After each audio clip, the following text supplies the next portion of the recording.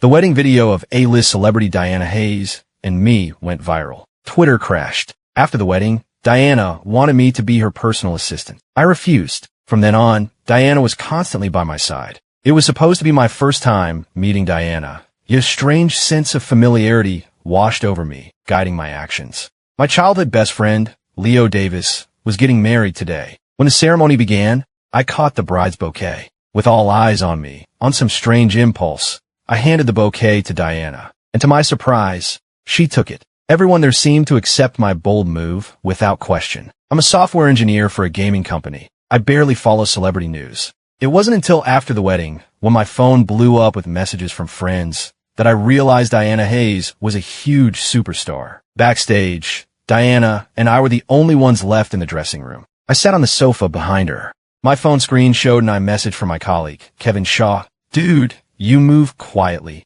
Already landed a sugar mama. Huh? You gotta introduce me sometime. I ignored him, staring at my reflection in the mirror, dressed in a black suit. I tried to figure out how to apologize to Diana. No one would be happy about trending for something like this. I even downloaded Twitter just to check. Hashtag Diana Hayes bridesmaid for the 11th time. Hashtag Diana Hayes bouquet sparks romance. Hashtag stunning bridesmaid and groomsman. Hashtag. The site had crashed, but Diana didn't seem angry at all. In fact, she was humming a little tune. Dressed in a white sundress, she sat casually at the vanity, touching up her makeup under the soft glow of the lights. I looked up and stammered. Miss Hayes, I'm sorry about what happened today. It was impulsive of me. If there's anything you need me to do to fix this, I'll cooperate completely. I wanted to say more, to break the awkward silence, but then my gaze met her stunning eyes. She rose from her chair and walked toward me, her pace unhurried. The click-clack of her high heels echoed on the floor as she drew nearer. Hello, Frank Miller, she said. As it happens, I do have a favor to ask of you. I was stunned.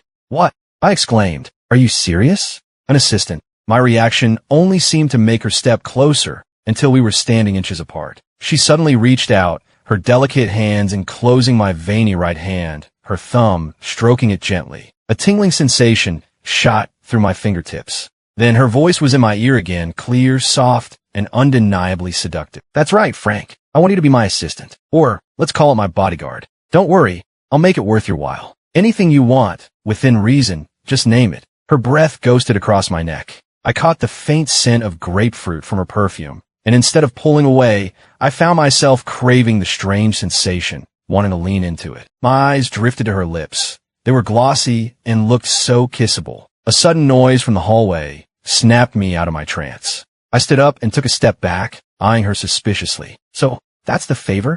No, I can't do that. I have to work on my game script. Diana seemed to have expected my refusal. She slowly pulled a business card from her purse and pressed it into my palm, sending another strange jolt through me. Before I could object again, her agent appeared and whisked her away. On the way back to my apartment, I tossed her card into the nearest trash can. The next Saturday morning, I was online as usual, teaming up for a match with my gaming buddy, Gamer Girl. Play it safe, don't overextend, I typed. My bad, that last push was on me. Victory. I was just about to queue for the next match. Suddenly, my apartment door crashed open. In an instant, my small living room was filled with burly-looking thugs. They were holding bats and slammed me against my desk before I could even react. Realizing how bad this looked, I pleaded, "Hey guys, I think you've got the wrong person. I'm just a regular guy who works for a living. We can talk this out, okay?" They were incredibly strong. When they finally let me go, a pins and needles sensation shot through my limbs. The leader of the group pulled out a contract and slapped it against my face.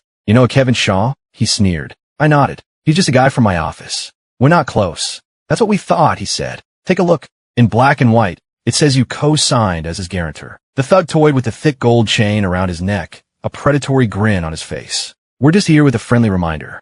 You got 2 months. If you want to keep your hands, you'll get the money into this account." The moment they left, I got an email from work, a termination notice. HR was letting me go due to poor personal credibility. Kevin Shaw had stabbed me in the back. It had to be him. That son of a bitch.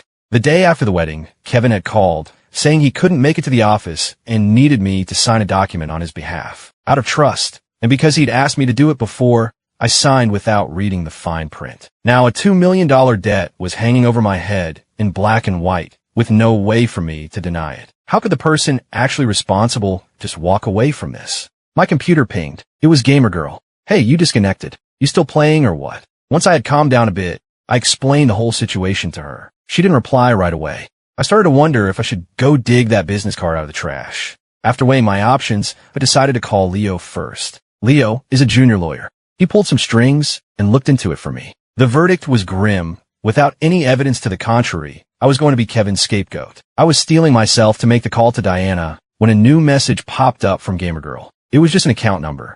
We've been gaming friends for a decade and occasionally sent each other gifts. Less than a minute later, I got a notification. A $2 million transfer. The note read, loaning you the money. No interest. Pay me back whenever I feel like it. Stop being so naive, dude. Get your act together. That evening, the low growl of a powerful engine echoed outside. A red Maserati was parked in front of my building. I didn't have to guess. Leo and his big mouth must have told Diana about my situation. In the dim light of my apartment, Diana sat on my couch, dressed in a black slip dress with her legs crossed, looking completely out of place. Frank, have you thought about it? She asked, raising her eyes to meet mine while swirling a glass in her hand. Work for me. 1 year, $2 million. I'd read on Twitter that Diana was famous for her genuine talent and down-to-earth personality. To pay back my debt as quickly as possible, I agreed. That very night, I found myself in the passenger seat of her Maserati, heading to her Malibu beach house. But it turned out she wasn't what I expected at all. The moment we walked in, an old poodle started circling my legs excitedly. Diana slipped off her black coat, revealing her pale shoulders. She bent down, scooped up the little dog, and placed him in my arms. You should hold him. His name is Fluffy. He only circles people he likes.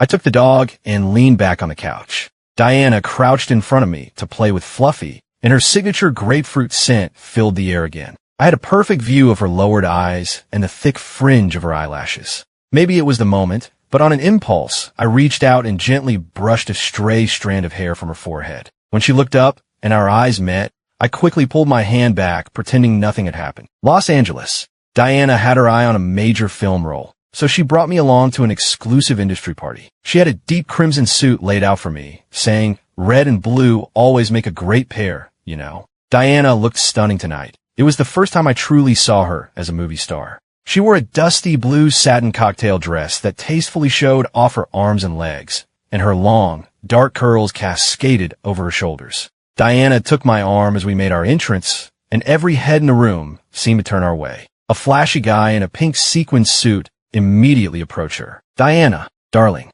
who's the new arm candy? I didn't know you'd bring just anyone to these things. This isn't a playground for strays. Diana lifted our intertwined hands. Isn't it obvious? She said coolly. He's my boyfriend. If you can't see that, maybe you should get your eyes checked. With that, she led me further into the ballroom. Whenever someone asked who I was, Diana would confidently introduce me as her boyfriend. Throughout the evening, I overheard directors and producers praising her, saying she had incredible talent, beauty, and star power, that she was born for this business. Diana had to mingle and drank several glasses of champagne, but she insisted I stick to water. I was holding her wine glass, waiting for her outside the ladies' room while she touched up her makeup. The guy in the pink suit suddenly appeared, blocking my path. Well, look what we have here, he sneered. A real country bumpkin. I have no idea what a woman like Diana sees in trash like you. I bit my tongue, not wanting to cause a scene for Diana. He wasn't worth my time. Seeing that I was ignoring him, he felt slighted and flew into a rage, flinging the contents of his wine glass at my chest. But just then, Diana pulled me aside,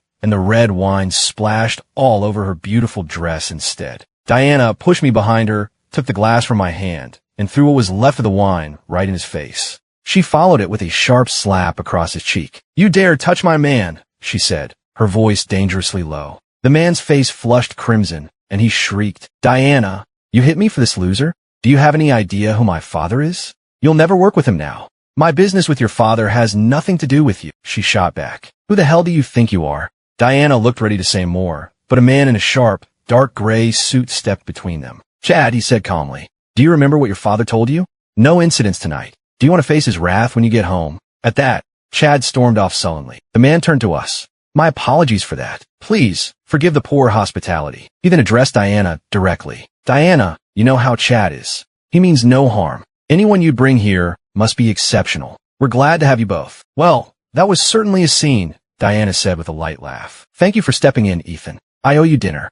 On the ride home, I was feeling a little down, muttering to myself, Diana, Diana, does everyone just get to call her that? Diana leaned against me in the back of the car. Seeing this in the rearview mirror, the driver quietly raised the privacy partition. In the confined space, her warm body was pressed against mine, and I could feel the gentle rhythm of her breathing. Her face flushed. Diana suddenly sat up, grabbing my tie and pulling me closer. Her eyes were hazy as she looked at me. "Silly," she whispered. She gently stroked my hair, then leaned in and kissed the tip of my nose. Her warm, wine-scented breath washed over my lips, sending a shiver through my entire body. And then, just as quickly, she slumped against me, fast asleep. Back at the house, Diana changed into comfortable loungewear. She was so gentle and soft-spoken. It was as if the fierce woman who had defended me at the party had never existed. I felt a pang of guilt. I had only gotten close to her for my own selfish reasons, and now I'd cost her a role she really wanted. I had to find a way to make it up to her. The light in the bathroom was bright. Diana leaned against the vanity, watching me give Fluffy a bath in the large sink. I looked up at her. "Diana, I'm so sorry about the movie role." She ruffled my hair and smiled. "A job is just a job. You're more important. But if you wanted to make up to me by cooking me dinner, I wouldn't say no." I nodded. The way to a woman's heart, I thought, is through her stomach. Having lived alone for years, I'd actually gotten pretty good at cooking. At dinner, Diana couldn't stop complimenting my food. While I stepped into the kitchen to ladle some soup, her phone rang. "Mr. Worthington wants to have dinner in a few days," she said after hanging up. "I think he wants to talk about the movie. Frank, you're coming with me." Mr. Worthington was a short man, flanked on his left by a now much more subdued Chad, and on his right by Ethan Vance, the man who had intervened at the party. The moment Diana and I entered the private dining room, all three men stood to greet us. "Diana, my deepest apologies for the other night," Mr. Worthington began. "It was all my son's fault, and you must be your boyfriend. A fine young man. I can tell you're the bigger person here." When neither Diana nor I responded, Mr. Worthington gave his son a sharp kick under the table. "Well, what are you waiting for? Apologize." Chad bowed reluctantly in my direction and mumbled, "I'm sorry. I hope you can find it in you to forgive me. I decided to have a little fun." "I'm sorry, what was that? I couldn't quite hear you." Chad bowed again, his face burning with humiliation, looking like he was about to cry. I figured that was enough and decided to let it go. Mr. Worthington was clearly driven by profit. He'd make his son do anything to secure a box office hit. He didn't even flinch as I humiliated Chad. Everything he said was a thinly veiled attempt to convince Diana to do the film. "Diana, a script like From the Deep doesn't come along every day," he urged. "And this would be your second fill with Ethan. Your fans who ship you to would go crazy for it." Diana loved the script, and Mr. Worthington did have a solid reputation. She agreed to take the part. One morning, I was on the couch, coding on my laptop, when the doorbell rang. It was an elegantly wrapped gift box. Since I'd moved in, Diana had gotten me into the habit of opening her packages. I opened it without a second thought. Inside was a moonlight white satin slip dress with delicate, tonal embroidery on the bodice. The fabric cascaded like a waterfall. A small gift receipt fell out. The sender's name was listed as E. Vance. I steamed the dress and hung it in her walk-in closet, a strange feeling of unease settling in my stomach. I knew Diana would be home soon, but my gut told me she wouldn't be staying for dinner. Still, I cooked a huge spread of all her favorite dishes, hoping it might convince her to stay. "Frank, I have plans tonight. Gotta go," she called out as she breezed through the door and right back out. Staring at the feast on the table in the empty house, I completely lost my appetite. I sat cross-legged on the couch, and Fluffy curled up in my lap. At least I had him to keep me company. Unlike her, since I had some unexpected free time, I messaged Gamer Girl to talk through some new ideas for my game. She gave me some great feedback from a professional standpoint and was really supportive. I was deep into coding when my phone rang. It was Leo. "Great news, man. The cops just tracked Kevin Shaw back to LA. Also, it's been too long. Get dressed. Let's go grab a drink." The thought of Kevin finally getting caught lifted my spirits. Not wanting Leo to make fun of my disheveled state, I actually showered and changed before heading out. We met at a quiet bar, just the two of us, and ordered a bottle of whiskey. I finally started to relax. But then I thought about the dinner I'd cooked, and my mood soured again. "Leo," I grumbled, "why are women so fickle? Seriously, how did you even manage to get your wife to marry you?" Leo just smiled. "You'll understand soon enough," he said. "Here, have another." After a couple more shots, the world started to feel a bit fuzzy. Leo hailed a cab and helped me in, saying we were going somewhere else to celebrate. We got out in a very upscale part of town, definitely not the kind of place Leo usually frequented. I followed him into a glass elevator that offered a stunning panoramic view of the entire Los Angeles skyline. We got off on the 18th floor.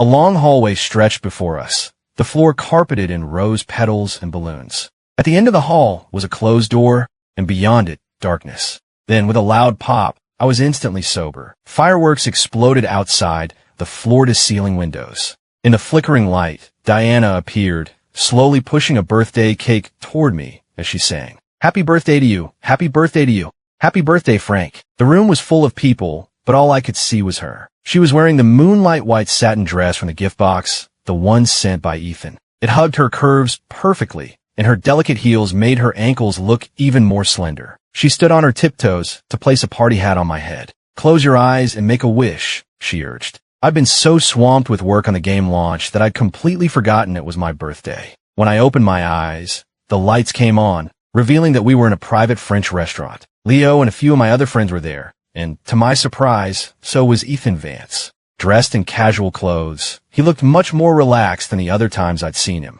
"Happy birthday, Frank," Ethan said, shaking my hand. "Glad I could be here." I got the feeling he genuinely considered me a friend now. On the main table, alongside the fancy French catering, was every single dish I had cooked earlier that evening. Leo clapped me on the back. "You have no idea, man. Diana nearly worked us to death planning all this." Diana shot him a playful glare. "Frank," she said, turning to me, "dance with me." With everyone watching, she took my hand and led me to the center of the room. A soft piano melody began to play. My hand rested on her delicate waist, and my heart skipped a beat. In the warm light, her cheeks were flushed, and her eyes sparkled. As our friends cheered us on, Diana grabbed the front of my shirt and kissed me. It was a brief, almost clumsy kiss, but left me breathless. When the dance ended, she smiled and gently wiped a smudge of her lipstick from the corner of my mouth. "Frank," she said, her voice soft, "will you be my boyfriend?" As if by magic, a simple silver ring appeared in her hand. Before I could even answer,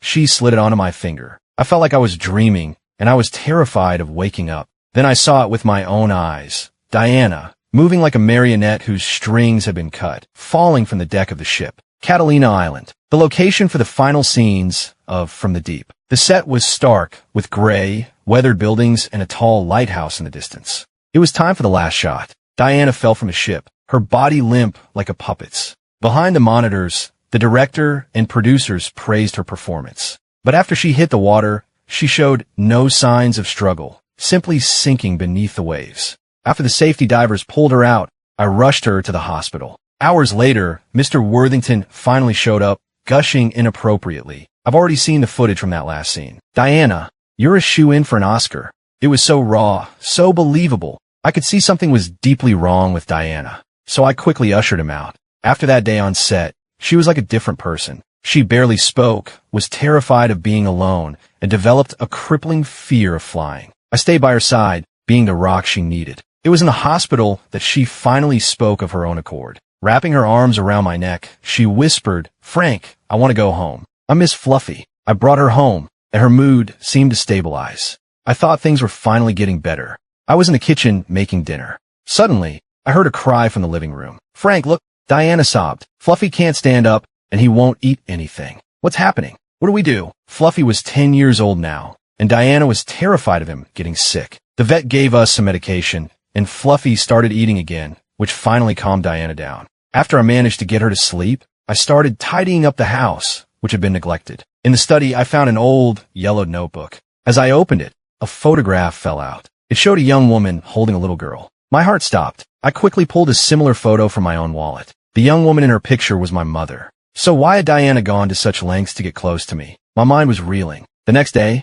I got a message from Gamer Girl. "Your game concept has been stolen by another company, but they haven't cracked the core technical problem yet. It's a race now." I had to solve the problem and secure the copyright before they did. It took me 4 months of nonstop work, but I did it. The game I launched became a massive online hit. Job offers from major gaming companies started pouring in, but my focus was elsewhere. That rainy night, the pre-release press event for From the Deep went smoothly, with friendly questions from the reporters. I decided that when we got home, I would finally ask her about that photograph. It was time to uncover the truth. Rain streamed down the car window in long, thin lines like clean cuts from a knife. The dark road was lit up by intermittent flashes of lightning. Diana stared out into the rainy night, her lips pressed into a thin line. We sat in silence. When we pulled up to the house, we saw a mob of people crowded around the front gate. I got out first to open an umbrella for her. The moment she stepped out of the car, someone threw a bottle of clear liquid at her. I reacted instantly, blocking most of the splash with the umbrella.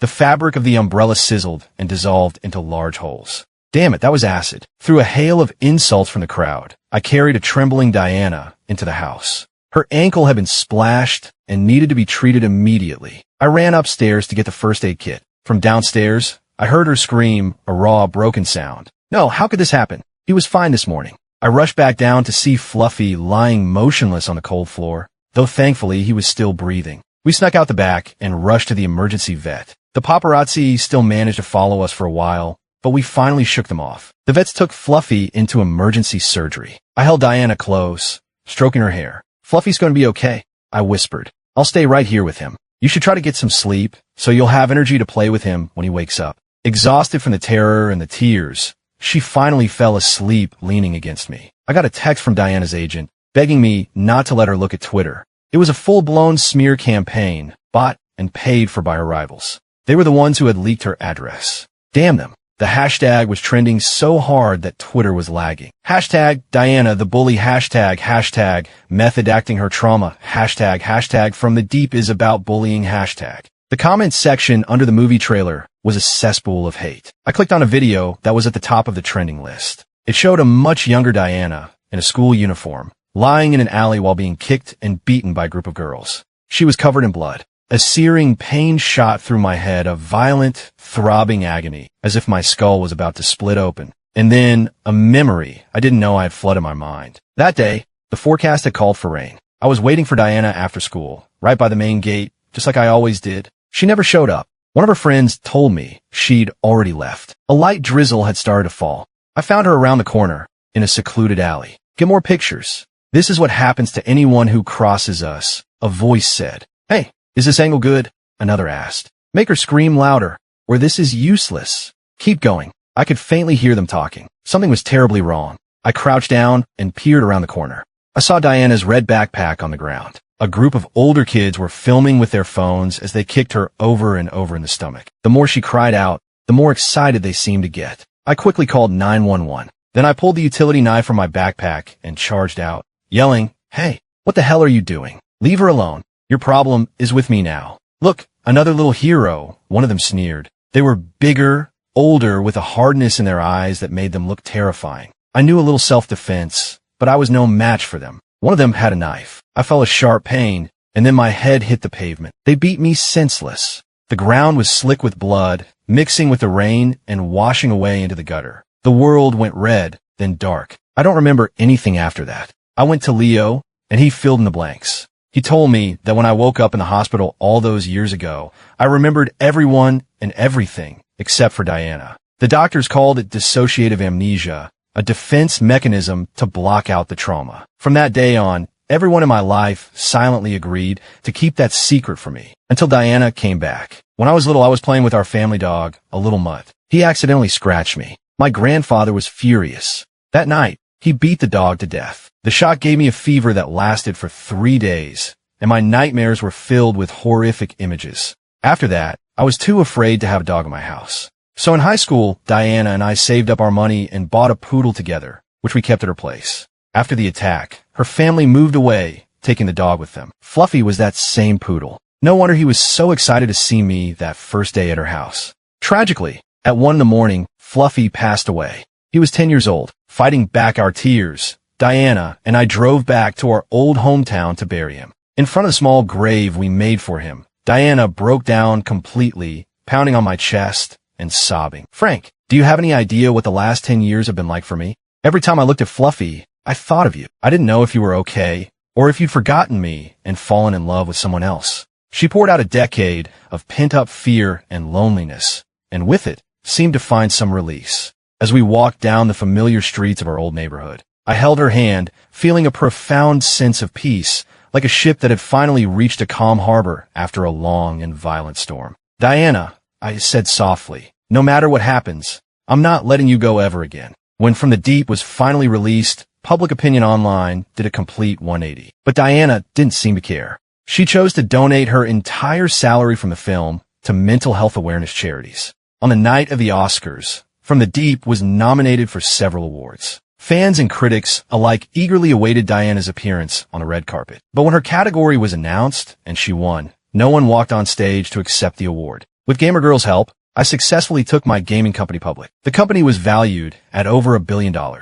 I became one of the youngest self-made entrepreneurs to make the Forbes list. And in a twist of fate, I discovered that the company that had tried to steal my idea was secretly funded by Kevin Shaw. Kevin had spent the last 2 years on the run, pulling scams and feeding a gambling addiction. He was finally apprehended by international police at a border crossing. This time, there was no escape for him. I handed over all the evidence I had, and he was brought to justice. He was sentenced to 20 years in prison. Meanwhile, my old company was facing bankruptcy, and my former boss actually had the nerve to ask me to buy them out. I pretended to consider it, while secretly funding their smaller competitors to accelerate their collapse. I paid Gamer Girl back her $2 million with significant interest. I also hired her as my COO, which freed me up to spend more time with Diana. After a year of public silence, Diana released her memoir, also titled From the Deep. In it, she detailed her struggles with trauma and mental illness, her diagnosis, and her long journey toward healing, hoping her story could help others. The book made her more beloved than ever. Her status as an icon was cemented. Her story was heartbreaking. At 8, her father's affair led to a messy divorce. At 12, she was sent to live with an aunt who didn't want her. At 16, the brutal bullying incident. At 18, she left home and struggled to make it on her own. At 20, she met the agent who changed her life. The final line of the book read, "Everything I went through made me the person I am today, and for that, I have no regrets." Diana trended on Twitter one last time. Hashtag Diana Hayes Frank Miller wedding hashtag. Hashtag Diana Hayes retires from Hollywood hashtag. Hashtag Frank Miller Forbes list hashtag. Hashtag Diana Hayes finally the bride not the bridesmaid hashtag. Hashtag Diana Hayes pink diamond ring hashtag. You may now exchange rings. The ceremony was perfect. Later, backstage, I quietly asked Diana, "Why did you keep that old photo of you and my mom all these years?" She smiled. "You might not believe this," she said, "but when my family moved, I lost the only photos I had of the two of us. I searched everywhere, and the only thing I could find was that picture of you with your mom. They say a mother and son share a special connection. I figure if I held on to it and thought of you, maybe somehow you'd feel it too. We have the rest of our lives ahead of us. Diana, I will make you happy. That's a promise I intend to keep. A gentleman's word is his bond."